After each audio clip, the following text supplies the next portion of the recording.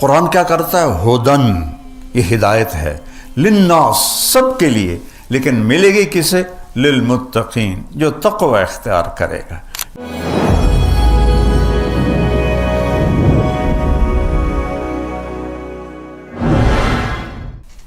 الذی انزل فیہ القرآن، قرآن کیا کرتا ہے؟ ہدن، یہ ہدایت ہے، للناس، سب کے لیے، لیکن ملے گی کسے؟ للمتقین، جو تقوی اختیار کرے گا، جس کی یہ چند صفات ہیں، اور ہر جگہ تقوی کو مختلف معنوں میں اللہ تعالیٰ نے بیان کیا ہے۔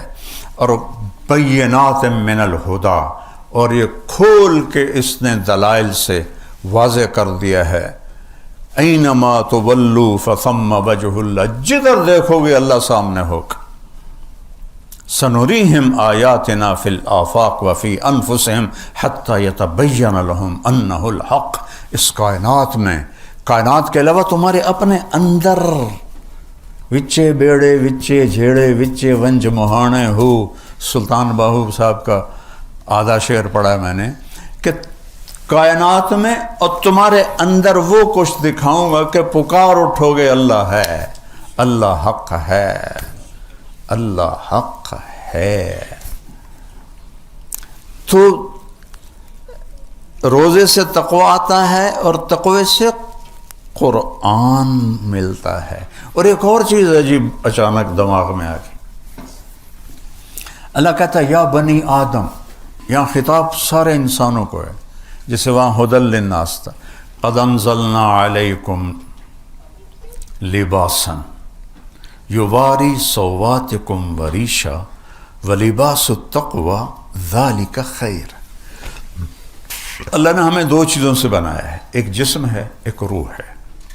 تو پہلے اللہ تعالیٰ فرما رہا ہے کہ اے آدم کی اولاد، مسلم غیر مسلم، عورت مرد، تم مانو یا نہ مانو، ہم نے تم پر لباس اتارا ہے۔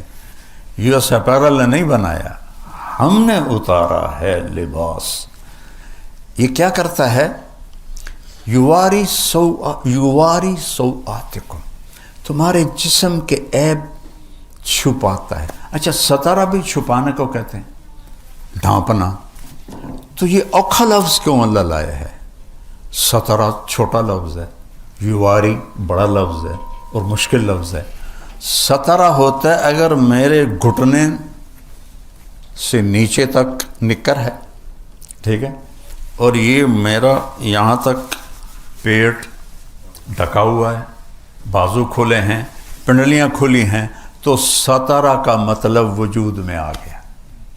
تو اللہ نے ہمیں ادھورا نہیں کپڑے پہنایا کہ یواری کہتے ہیں کسی چیز کو اس طرح چھپا دینا کہ نظر ہی نہ آئے۔ تو اللہ نے کہا یواری،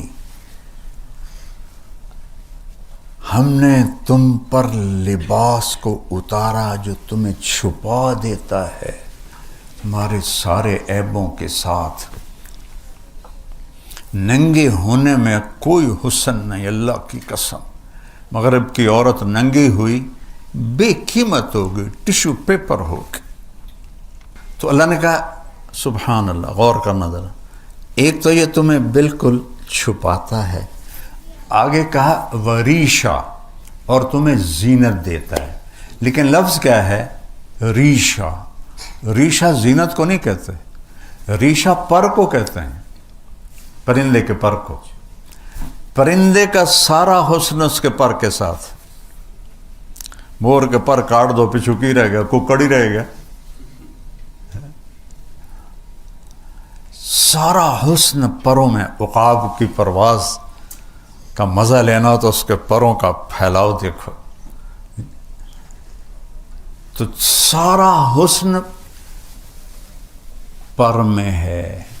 تو اللہ نے یہاں زینت نہیں فرمایا، اعلیٰ درجے کی زینت، ایسا لباس تمہیں دیا ہے جو تمہیں اعلیٰ درجے کا خوبصورت بناتا ہے۔ یہاں تو جسم آ گیا، اب آگے آ گئی روح۔ روح کو کیا پہنانا ہے؟ اس کو بھی تو پہنانا ہے۔ جسم ننگا ہو تو کہیں جا سکتے ہیں؟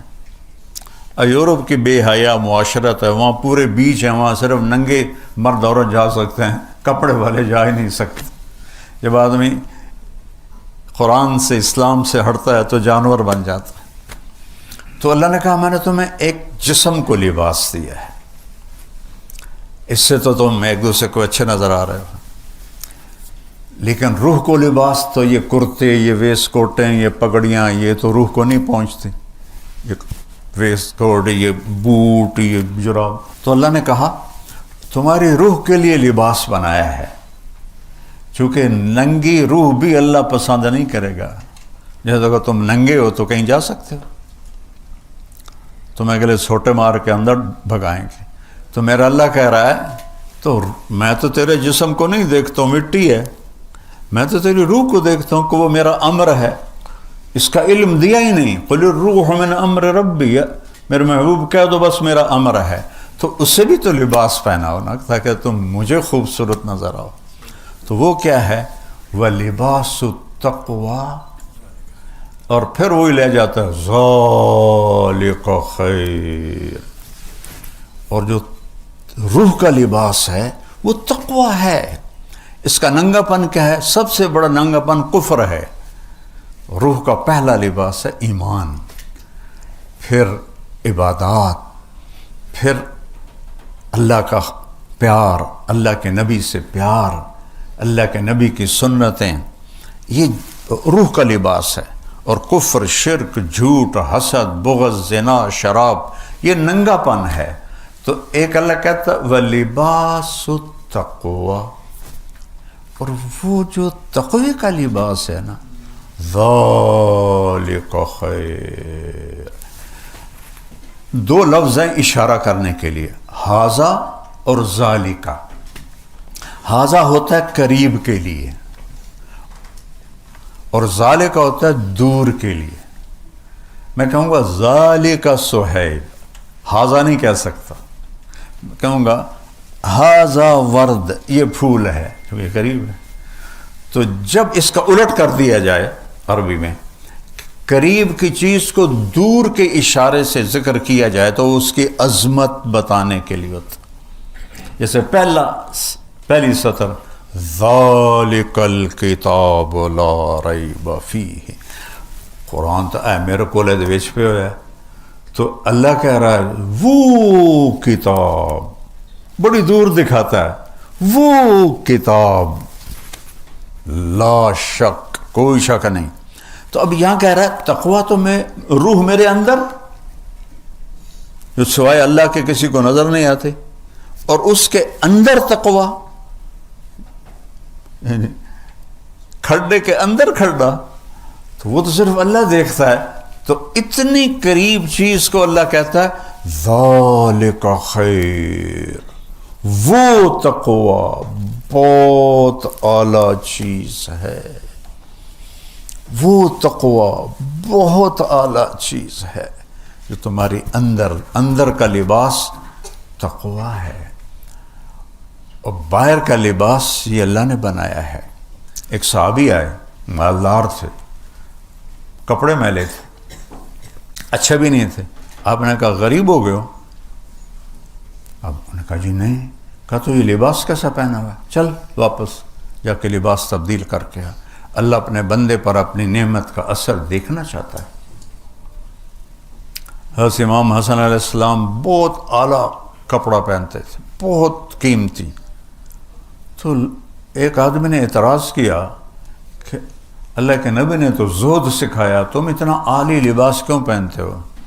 کہا میں اس لیے پہنتا ہوں کہ غریب کو مانگنے میں ہچکچاہٹ نہ ہو، اسے پتہ ہو کہ یہ پیسے والا ہے تو اس کو مانگنے میں آسانی ہو، اس لیے میں یہ پہنتا۔ سبحان اللہ۔ تو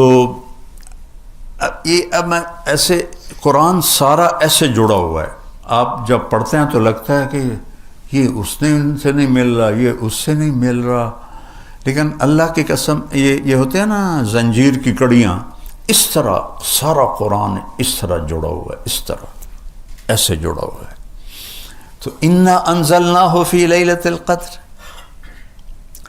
شہر رمضان الذی انزل فیہ القرآن، یہ سورہ بقرہ وہ 30واں پارہ، سورہ قدر ٹھیک، اور وَلِبَاسُ التَّقْوَى ذَلِكَ خیر سورہ رعد، لَعَلَّكُمْ تَتَّقُونَ سورہ بقرہ، اور ہدی للمتقین.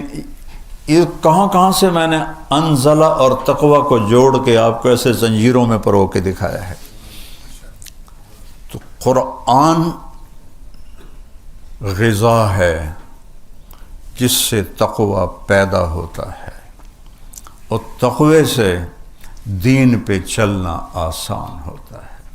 آپ کی جو آپ میں سرجن ہیں ان کی پریکٹس اور ہے، جو فزیشین ہیں ان کی پریکٹس اور ہے، جو گائنیکالوجسٹ ہیں ان کی پریکٹس اور ہے، لیکن وہ کرتے کرتے کرتے کرتے سیکھ جاتے ہیں.